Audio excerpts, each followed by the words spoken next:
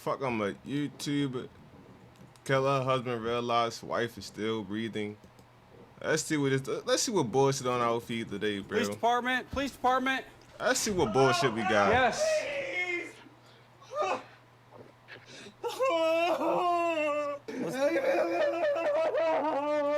This is 37-year-old gosh. Jimmy Allen. Jimmy just discovered his wife's body in the basement of their Michigan home. 18 minutes earlier, he placed this 911 call. Okay, what's going on there? She's in the basement. Somebody call. Hold her up. I tried to give her CPR. 18 I pulled her minutes? up. The dispatcher instructed Jimmy to continue giving Amy CPR while several units rushed to the 18 scene. minutes is crazy. Officer Ben J. Horn was the first to arrive. Despite the desperation in Jimmy's voice during the 911 call, it was eerily silent as Officer Horn approached the residence. However, as soon as the officer made himself known, Jimmy began crying out for help. Police department. Police department. Hello. Help. Yes.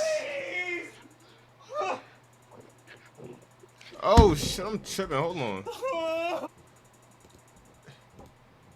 Holy shit, this quality, like, what's up with this quality? Jimmy Come was on, found in the lock basement in. sobbing over his unresponsive wife's body. As he grieved, he continued performing CPR. How long has she been down? Do you have any idea? Do you have any idea? Can't be more than about 20 minutes. Okay.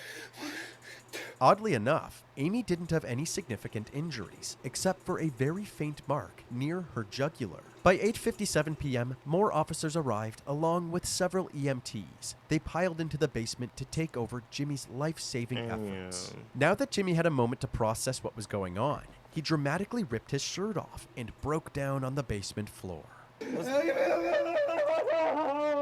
He was able to quickly you could think compose like himself this. You and could think this continued is to real. observe the Like his acting is bad, but at the same time, it's not really bad because you don't know how somebody's gonna act if somebody was to actually, pass away in their basement. EMTs aiding Amy. Jimmy alternated So you between can't even- complete you can't even composure tell for and real. emotional EMTs aiding Amy. Jimmy alternated between complete composure and emotional outbursts several times. You want to come upstairs with me real quick? Okay. As you can see, Jimmy seemed calm as he walked up the basement stairs, but as he entered the kitchen, he unleashed his wrath onto an unsuspecting bowl of potato chips. The officers weren't sure what to make of this erratic behavior, especially since they had no clue what led up to the discovery of Amy's body. Did she make any statements at all? No, Jimmy, the first thing. Jimmy gave the officers a quick summary of his and Amy's night. At around 6:30 p.m., the couple dropped their daughter and her friend off at a nearby high school football game and then headed downtown for some drinks. While at a bar, they got into an argument and Amy ended up walking home alone while Jimmy drove home in their car. When Amy got back home, the arguing continued, so he left her alone to cool off. He went upstairs and threw on the Jim Carrey film Ace Ventura. When it was time to pick up their daughter, he went to check on Amy again. Was I irritated and I didn't hear anything, so I went back down and checked on her. Does Amy have a history of anything like this? Nothing in her background at all. Ever. Okay. The officers found it strange that Amy would escalate things to this degree out Right. of nowhere. But Right. nobody seemed as shocked as Jimmy. I'm hoping Like it's not going to happen for no reason, my Unfortunately nigga. for Jim- If it's nothing in the background, it's automatic investigation. Automatic. This was a nightmare that he wouldn't be waking up from. But suddenly, an EMT emerged from the basement with a glimmer of hope. Huh? What? Says she's fighting. No. The EMTs were able to reestablish Hey, yo, in front of the cops? a faint fuck? pulse, so Amy was still clinging to life. But when Jimmy realized that his wife was still breathing, he seemed frustrated it's- by this promising news. it's rats. His reaction It's immediately rats. set off red flags for It's the rats. officers. Jimmy then left the room momentarily to grab a new shirt, and when he came back, he called his daughter Ashley to inform. Nigga, I'm not grabbing. If I'm in this real life situation, this is how you know he fucking up. I'm not grabbing no shirt. Nigga saying it's a sign of life. I'm going straight to the ambulance, of the bro. emergency. Straight to the An ambulance. emergency. Don't go anywhere. Look how calm he is There's an now. emergency. Look how calm he is now. Don't go anywhere. I'll talk to you in a little bit. Jimmy didn't want Ashley to panic over the phone, so he kept his composure and didn't share any details of what had happened. But right after that phone call, he called his parents and spilled his heart out. Oh, I don't know what to do, Mom. I don't know what to do. Oh, this is terrible. I gotta talk to the cops. Although Jimmy was Your psychology today profile Fake ass may not cry, be bro. broken. That's fake Just ass misaligned cry. with the people you're trying to reach. Hi, I'm Matt Kaufman, founder. crying his heart out, the officer spotted no moisture on his face at all. They decided to have him wait outside, Right. away from the crime scene. Shortly after, Amy was placed on a stretcher and taken to the back of an ambulance. They rushed her to the ProMedica Herrick Hospital, just 2 minutes away. The Thank EMTs you. were finished in the basement, so the officers headed back inside to do further investigation. Now that the dust had settled, they immediately noticed something strange. The basement ceilings were very low, so low that they began to question the logistics of Jimmy's story. Amy was 5 foot 6 inches, and the basement ceiling wasn't much higher, roughly 7 feet. But Okay. rather than jumping to conclusions, the investigators decided to wrap things up. What for was the that night. supposed to mean? The next morning, Officer Horn and his partner returned to the Allen household to ask Jimmy some more questions. They hoped to get a better understanding of what led up to the incident. According to Jimmy, the family started their day in high spirits by making breakfast together and getting Yeah, Ashley ask his dumb ass ready for twice, because he school. might mess up. Listening to music and making lunch and breakfast, smile on her face. At around 7:30 a.m., Jimmy left for work and Ashley left for school, while Amy stayed home. Jimmy decided to leave work early, so around 12:30 p.m., he came home and took a nap. Then, at 2:45 p.m., the school day was over and it was time to pick up Ashley. Ashley had a friend over, Kayla, after school. Amy picked her up, and I was just kind of in bed. And they came here. She made everybody dinner. 6:30. We rolled out to take them to the game. After a nice family dinner, everybody hopped in the car and drove to the Tecumseh High School for the football game. As Okay. mentioned before, Jimmy and Amy dropped off the girls and decided to head downtown to go bar hopping. Okay. They first went to Ember's Bar and Grill, I then had to figure out- JR's hometown grill Feel me? and pub shortly after. Investigators would later confirm this part of Jimmy's story by obtaining the security footage from JR's. Apparently, nothing seemed out of the ordinary until Jimmy brought up the idea of selling their house and moving down south. Since the family had just moved to Michigan from Florida 1 year earlier, Amy was not fond of this idea.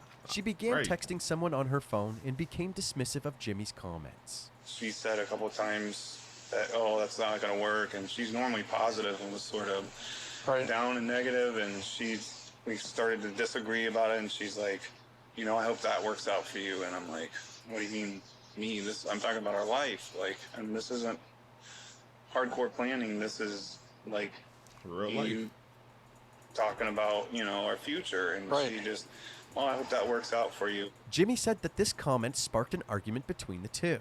By the time they left the bar, things were very tense. Amy decided that she would rather walk home than sit with Jimmy any longer. This was also confirmed by this surveillance footage, which captured Amy walking down the street, heading in the direction of their Letting house. your girl walk Amy home arrived is crazy. Why are you letting your girl walk home after the bar?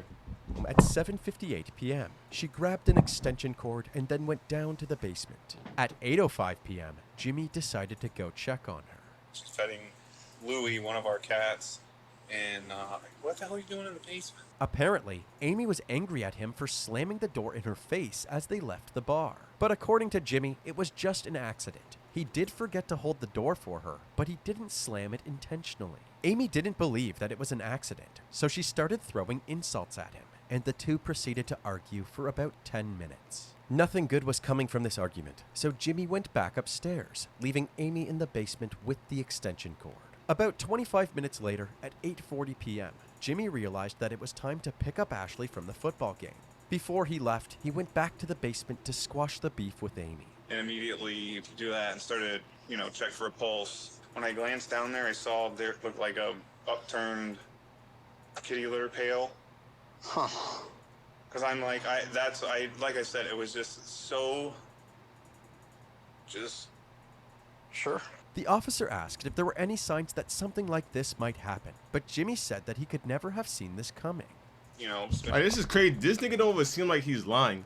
Like, the acting and all, the acting was terrible. But like, he don't look like somebody that would do something like this. He's telling every single all detail. night, kind of thinking and He's telling playing every back detail. what So I was- wouldn't even think he what did it for real. triggered what was. Has she ever tried anything like this before? I've never had anything ever. Like, we live a healthy lifestyle. We work out. We go rock climbing 3 times a week in Ann Arbor. We like cook meals at home. We grow our own. This is where you're vegetables. losing them. You're losing them when you're saying this stuff that she never. You're covering up for her. You're telling them that she hasn't done anything, so they're gonna know something is here, up, my we- nigga. They're gonna know Money something up. trouble, You're telling them I mean, nothing. This is like the pinnacle of. There's no way somebody's gonna do that You know, randomly. best job There's I've no ever way. had. I make great money. She's a stay-at-home mom. She takes care of the 5 cats, the pool, and is there for my daughter doing sports and activities. Sure. The officer then asked if he and his partner could do a more thorough search of the home, and Jimmy agreed. With the help of their new recruit, Louie, Jimmy's cat, the officer scoured every room in the household, hoping to Louie. find any clues that could explain last night's incident. They weren't able to find any bombshell evidence, but they did collect several items that belonged to Amy, including her computer and cell phone. Following their search, Officer Horn Damn, headed back niggas outside snicked to the speak phone. with Ashley. She was visibly shaken up by the incident, but the detectives needed to know if Amy and Jimmy had a history of violent altercations. Were your mom and dad fighting at all yesterday that you recall No, but everything was normal when I left. when you left? Okay. Is there a history of the like fighting or arguing or anything like that? Nothing ever? Okay. The officer also asked about Amy's state of mind, but Ashley said that even though her mom was a deeply introverted person, she had always been emotionally stable. This interview wasn't as fruitful as the officers had hoped, but shortly after, they were approached by several of Amy's family members. They said that Jimmy waited 14 hours to tell them about the incident. As soon as they heard the news, they rushed over to the police department because they had an abundance of useful information for the police. The Damn. investigators learned that back in 1997, when Amy was just 13, she had a son named Caleb. Her parents Amy, that's the wife? A son at 13? 97, when Amy was just 13, she had a son named Caleb. Her parents looked after Caleb while she attended high school in Ocala, Florida. By the end of high school, she began dating A son at 13 is crazy. A son at 13 is crazy, my who baby. had no problem becoming a father figure to Caleb. When Amy was 19, they had Ashley, and from that point on, Amy stayed home to take care of the kids while Jimmy worked. However, according to Amy's family, this wasn't her choice. They believed that Jimmy was a controlling husband who didn't want Amy to become financially independent. He would monitor everything the family did, from their social media activity to what they were eating throughout the day. He would Oh, also nah. discipline the kids if he believed they were misbehaving, frequently taking things too far. Whenever Amy stood up to Jimmy, her opinion didn't seem to matter. Whatever Jimmy wanted, Jimmy got. So when Caleb The fuck does that turned mean? 17, he left to stay with his grandparents. Jimmy retaliated, telling Amy that she was no longer allowed to speak with her family, including Caleb. One of the last times Caleb saw her was at his high school graduation a year before the incident. But other than that, Amy had minimal involvement in Caleb's life. All of this evidence was extremely damning for Jimmy. It wouldn't be a surprise if an abusive and controlling husband tried to murder his wife. But if the police wanted to bulletproof their case against Jimmy, they needed to answer one Eve Oh. to me is basically freedom. It's a giant open universe where you big question. What was Jimmy's motive? Unfortunately, before the investigators could answer this question, they received tragic news. On September 17, No. 2018, No. after being unresponsive for 3 days, Amy was taken off of life support and pronounced dead. With a possible homicide now on their hands, the authorities pressed on with their investigation. That's sad, They decided bruh. to look for answers in Amy's That's cell so phone. sad. In her text with Jimmy, his controlling behavior was on full display. He had somehow been tracking Amy's every move. He would frequently text Amy her exact location and ask her why she was there. Despite all of Jimmy's torment, Amy seemed completely fine in her other conversations. This evidence strengthened the case against Jimmy, but the detectives still couldn't pinpoint an exact motive. That was until they looked through a conversation with a man named George. George fuck was a is married George? man from the East Coast that Amy had met online and had been texting for the past 3 years. Based on the explicit content of the messages, it was clear that they were having an affair. Even on the day of the incident, Amy and George were consistently texting and calling each other. While Amy was having dinner with her family, Cheating is crazy. My audio. texting and Oh, calling each other. the fuck? I'm While tripping. Amy was having dinner with her family at 5:07 p.m., George texted her saying, "I wish we could be together right now." At 5:29 p.m., Amy responded with, "I'm excited to see you again." And remember when Amy began texting somebody during the argument at JR's Grill and Pub? It turns out that she was texting George, even with Jimmy sitting directly beside Right next her. to his From lawyer. these She didn't give findings, not one- a new well, theory emerged. she was done with Perhaps this Jimmy nigga. had caught a glimpse of these text conversations and was overcome with anger, which ultimately led to him attacking Amy in the basement. The investigators were eager to ask Jimmy some more questions, but they ran into a small problem. Jimmy was nowhere to be found. It turns out that just a few days after the incident, Jimmy and Ashley packed their belongings, including their 5 cats, and headed back to their hometown, Ocala, Florida, to stay with family. Damn. Thankfully, the authorities were easily able to get in touch with Jimmy to arrange another interview. He told them that he would be back in Michigan in a few weeks to grab some of his stuff. Since the Tecumseh Police Department had limited personnel and resources, the Michigan State Police had taken over the investigation, and Detective Larry Rothman was put on the case. 1 month after Amy's death, he met Jimmy at the station for a formal interview. During his stay in Florida, Jimmy had plenty of time to That reflect nigga look on like his he make relationship money. with Look Amy at this and to nigga, put bro. on the case. He been doing this shit his whole life. In Florida, It's Jimmy had rats. plenty of time to reflect on his gonna relationship catch with his Amy, boys. and he was forthright with the detective about his shortcomings. That wasn't so inner focused and self focused. Maybe I could have seen some things that were going on that maybe could have clued me into what my wife was in so much turmoil that I couldn't even see it. I mean, that's how it feels. Like I don't even know who I am. It's hard to believe this statement from Jimmy, because moments later, when asked to describe himself, he gives an awfully detailed answer. Describe yourself. What kind of a person are you? I would say I'm a type A personality. Type A personality. How don't you know who you are and you talking about some type A personality? What the fuck is a type A personality? Like, what the fuck? Nigga just said he don't know himself and gonna give the most whatever the fuck answer. Just always seeking to improve myself and others around me.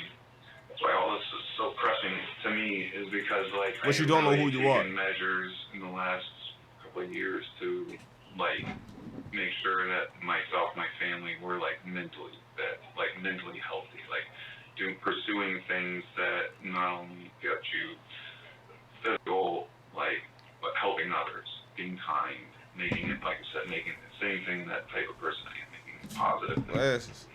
Without a doubt, Jimmy's obsession with creating the perfect family was immensely toxic. However, Jimmy seemed to take pride in this toxic behavior. This thing is What are we the talking about? best Toxic product on behavior, the but market wanna- for bald men. The grooming, baldy pro.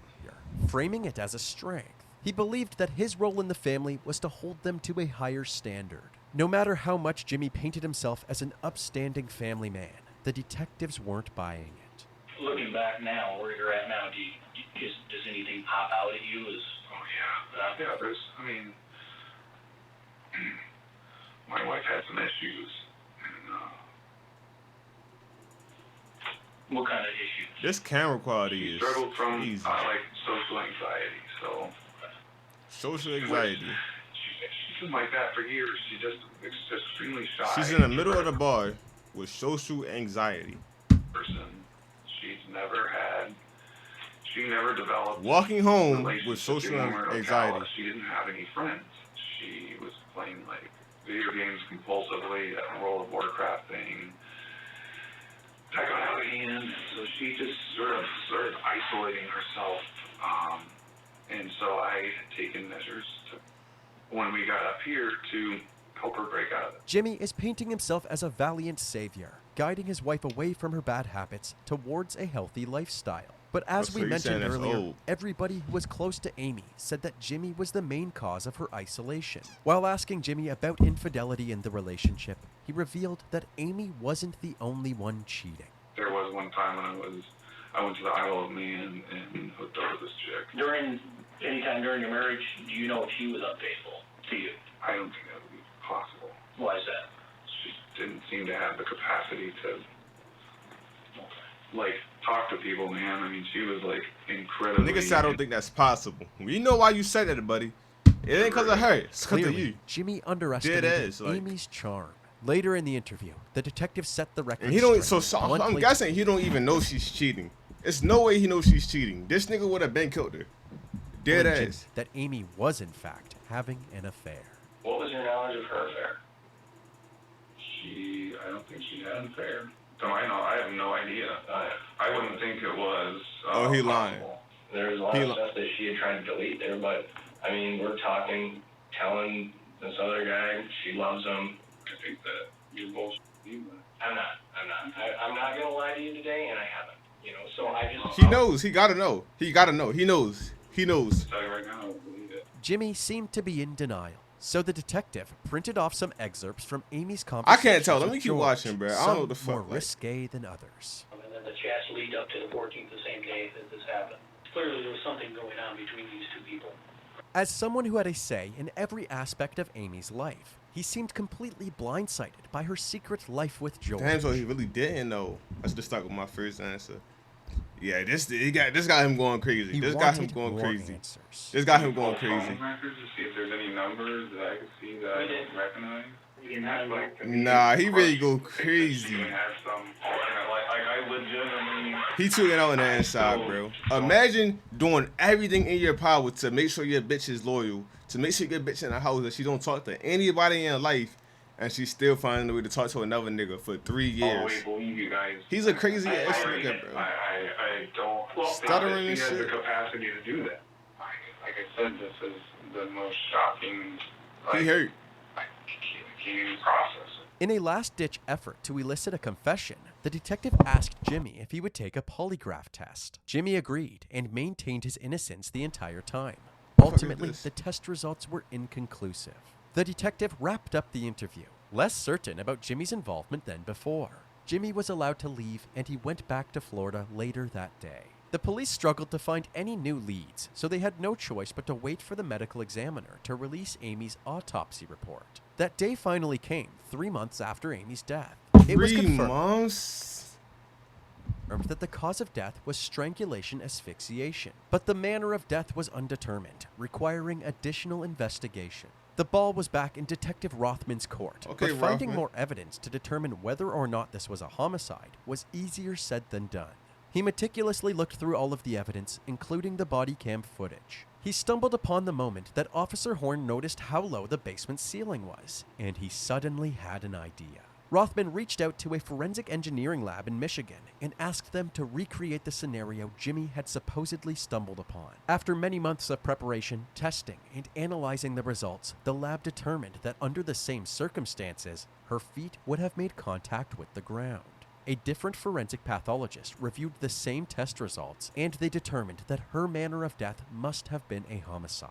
On October 16th, 2020, So even as like she couldn't like just make the rope higher and hang herself because she not. The rope was. So you telling me the rope was a foot and a half? Jimmy was charged with 1 felony count of open murder. This meant that if the case went to trial, it would be up to the jury to determine the degree of homicide Jimmy is guilty of, anywhere from involuntary manslaughter to first-degree murder. By this point in the investigation, it appeared that Jimmy, who was still staying with his parents in Florida, had moved on entirely. In fact, he even had a new fiancée, and their wedding was just 5 days away. That's so But before they crazy. could tie the knot, Jimmy was arrested and extradited back to Michigan. Once he was booked into jail, he was brought into a room to have his charges explained to him. When told that he could contact the investigators if he had any questions, We pretty much What take the it all. fuck? So they Fridges, just lock 'em up dishwashers, like that? dressers, drawers, couches, mattresses. Jimmy said something peculiar. If you have any questions, feel free to get a hold of us, or they can contact us. Okay? Just how you sleep at night. Oh, Well, I guess I don't understand that question. okay. A few weeks later, at his arraignment hearing, Jimmy pled not guilty. His bond was set at $10 million, and he was put behind bars. Leading up to his trial, say he his pled bond not was set guilty? at $10 million. At his arraignment hearing, Jimmy Pliers. Leading up to his trial, his defense attorney Daniel that was- Guerin released this statement. Mr. Allen vehemently asserts his innocence in this case, as he had absolutely nothing to do with Amy Allen's tragic death. He cooperated with police throughout the 2-year investigation and provided evidence and statements showing his innocence from the very beginning. True. He has been in jail for nearly a year for a crime he did not commit, and he misses his family dearly. He is looking forward to the evidence finally being shown to a jury of his peers so they can see clearly that he is innocent and did absolutely nothing wrong. In September of 2021, 3 years after Amy's death, his trial began. Prosecutor Angie Borders kicked off the opening statements. She said that her team was confident that the evidence would point the jury to a guilty verdict. Defense attorney Daniel Guerin delivered the defense's opening statement, saying that there was no substantial evidence to support the prosecution's theory, and their case did not add up. The people want you to believe that Jimmy Allen, for reasons nobody explains or guesses or understands why, snaps after 50. Nah, it's hard to be a lawyer because like you really gotta, or the defense attorney, because you gotta fucking like cover up for a liar. It's hard to cover up for a liar. Years of marriage, brutally kills his wife, goes up into cover-up mode, does all of this cover-up, and then gets the police there at 8:52 to start showing them evidence of this hanging. They also pointed to Jimmy's search history that night, suggesting that murder was the last thing on Jimmy's mind. The phone searches they get from Jimmy's phone that shows that he's looking at searches for Jim Carrey movies and other Showtime shows, the exact shows that he had told police that night that he had watched. One of the key witnesses for the prosecution was Amy's son Caleb. He told the court about an altercation with Jimmy while he still lived at home. I stood up, pushed him against the wall, and there was a second of fear that came over me, and I realized what I was doing, and I let up, and then I was spun around, or maybe I turned around, and then I was choked from behind on the floor for multiple seconds. It felt like forever during the incident, and I was gasping for air, grabbing for anything, trying to get away from him. This story suggested that Jimmy had a history of choking people when he got angry. If he was willing to choke Caleb, it's reasonable to assume that he was willing to choke Amy as well. Several witnesses that were at the scene that night were also called to the stand, including first responders and neighbors. They all testified that Jimmy's over-the-top reactions seemed like he was putting on an act. Jimmy's behavior throughout the body cam footage supported this. In a moment you don't know. There were several moments where he would be sobbing uncontrollably. My unique, in the moment you don't know. Experience with Ross. Really you there in person, and the first time you don't know if he's really acting or not. This is terrible. But would instantly compose himself to answer the officer's questions. I gotta talk to the cop. Yeah, he was On tripping, top bro. of He was Jimmy's tripping. questionable behavior, Officer Horn also noted that Amy's injuries did not align with Jimmy's story. You know, I was definitely looking for any injuries, whether it be from a hang or otherwise, and I really didn't see any sort of the typical injuries that I would have seen in a hanging, so I definitely took note of that. Later in the trial, a hospital staff member that treated Amy agreed with Officer Horn's observations, saying that the lack of external injuries suggested foul play. No visible injuries. No visible injuries. Is that strike you as odd? It was a red flag. One witness that nobody expected was none other than Mystery Man George. And was there occasion where you came Oh, to the know a person boyfriend. that was on the internet? Yes, we spoke online often. We talked about life. We also, there was a little bit of sexual content. That's what we talked about. For the most part, George and Amy communicated through text and video calls, but the more they got to know each other, the more eager they were to see each other in person. Now, had you ever met Amy in person? Yes, twice. The first time Damn. the two met up was in spring of 2017 to grab some coffee. The second time was several months later when Amy met George in a hotel room. I was here for work, and she had some free time, so she came. Met him in a came to the hotel room. So you're at a hotel. Yes, Did things that happen at a hotel happen at that hotel? some things, yes. Apparently, George and Amy's love He's telling this nigga she cheated in his face. for each other only grew as time went on. Even on the day of her death, Amy showed no signs of wanting to slow down. I wrote, I love you. And I wrote, I want more of you. And she wrote, I love you too. I'm ready to spend time with you in person. And I wrote, good. Let's do it. And then She wrote end of October, and I wrote I'm in. Dr. Elizabeth Buck also played a crucial role in the prosecution's case. During her testimony, she took the jury through the extension cord experiment we mentioned earlier. The first question that Detective Rothman asked was, can an extension cord suspend 140 pounds? The testing was performed. The answer is no. According to the prosecution, the results of her tests were more than enough to debunk Jimmy's story. When it was the defense's turn to call witnesses, they had Jimmy's father testify. According to him, Jimmy didn't flee the state because he was guilty. It was because Jimmy's family urged him to stay with them in Florida. He seemed somewhat composed, but totally shattered, and almost empty, if you would. I'd never seen him like that before or since. He was almost non-responsive. He seemed to have lost interest in anything. Ashley also testified on her father's behalf. The day after the incident, she had said that her mother had always been stable. I ain't gonna lie. But now, if I'm in this case and like I'm not lying, I'm gonna like you gotta do way more than this. If I'm not lying, I get a year in jail, and now I gotta talk to everybody in court. He's not defending himself hard enough, in my opinion. Like you can't really say much in the courtroom, but you gotta do more. Like I'm showing 3 years more. later, You feel her me? story had completely changed. But now, 3 years later, her story had completely changed. Did you notice anything from your vantage point that was a problem that you behaviors or issues that you saw when your mom was drinking alcohol? Two things. Yes, my mother overindulged in alcohol frequently, and she became intoxicated very easily and frequently as well, which would cause her to be not herself at all. She would be meaner and more violent. When Amy was placed under intensive care, her blood alcohol content was recorded at 0.09%, likely caused by the 2 or 3 drinks that she consumed at the bars that night. The defense said that this was proof of Amy's drinking problem and that she wasn't as chipper as the prosecution had suggested.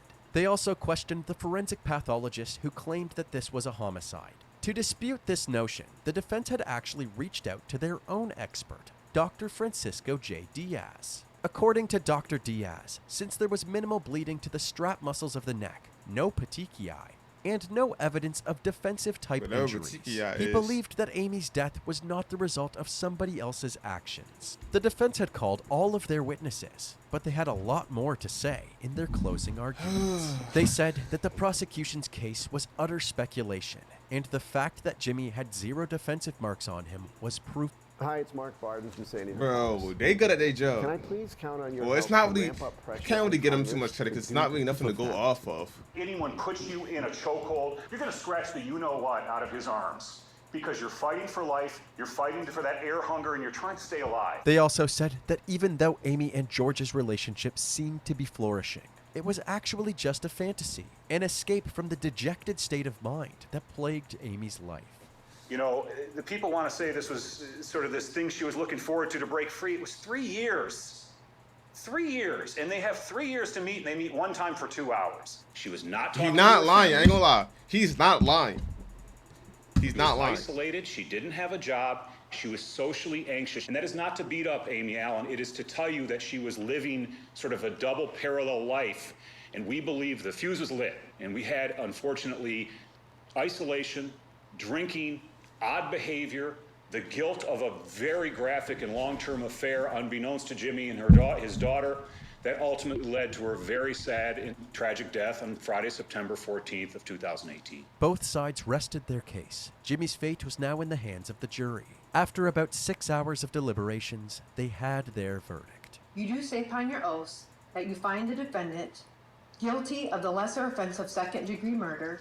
After this verdict, Jimmy didn't seem to know what to do with himself. Guilty of that little bit of evidence. I ain't gonna lie, Judge. You need more proof, but it's like, how could she really hang herself? Like, we know he's lying about something. After all this, she cannot just hang herself. You can't get mad at your defense attorneys. You can't get mad at nobody but yourself. They did everything they could. But how the fuck could she hang herself? Like, what are we talking about? Wandered aimlessly for a bit, and when it was time to be booked into the jail, he bashfully waved goodbye to his family. On October 21st, 2021, Jimmy was sentenced to 20 to 45 years in prison in the Michigan Department of Corrections. He currently resides at the St. Louis Correctional Facility and will be eligible for parole in the year 2040. Damn! Alright, that's it. End of that video. That was a good video. Did he kill her? Do y'all think he killed her? Right! He seemed disappointed she was fighting. She fighting. Right, nobody brought that up. Nobody brought up how when he said she's fighting, how much distraught this nigga was in, bro. That's it for this video though, bro. I'm done.